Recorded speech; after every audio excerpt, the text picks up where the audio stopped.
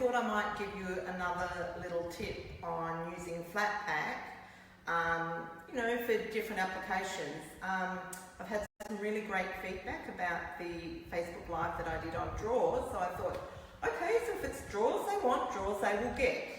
So what I wanted to do was to create a entertainment unit or TV cabinet, and I couldn't make a decision on what style I wanted, and I decided just go for something that works with the existing joinery in this room. And so as we already had some Ikea in the kitchen cabinets, I thought, why don't we do that for a television cabinet? That saves me having to make a decision, which I thought was clever at the time.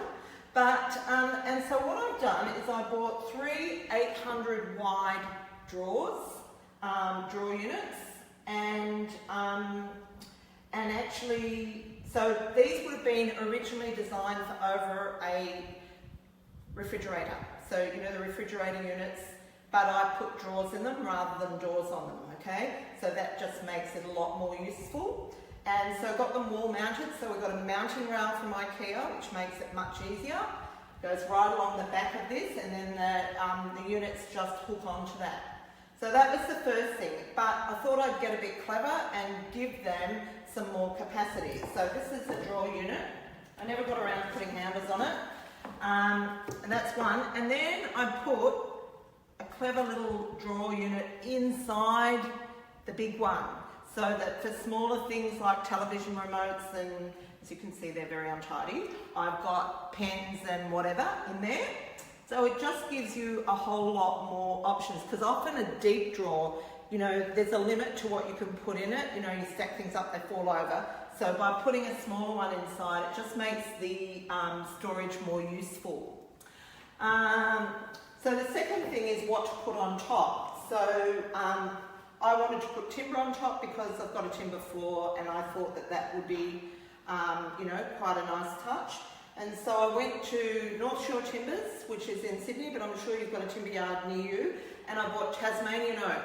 This is 38mm dressed all round, and basically what that means is it's had all the rough edges knocked off it, and it's suitable for joinery. So we had to join 2 boards, so we got really wide boards and join them. Oh, incidentally, these cabinets are 370mm deep, so they're not very deep. You can get 600, that was going to be too deep for where I wanted to use it.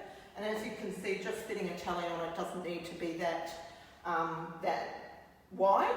So basically what we did was biscuited the 2 boards together. So basically it's a special machine. I can do it, anyone can do it.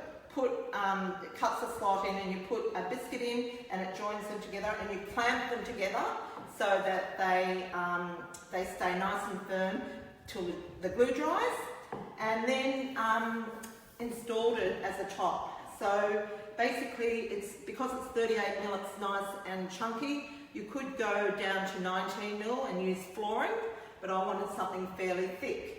And so there you go, voila. One very nice television cupboard that if I had have gone and bought that, probably would have cost me a couple of $1,000s. Probably cost me $500 or $600 to make it. And that's mainly because I was, you know, a bit fussy about my timber. If you've got recycled timber, you could use that.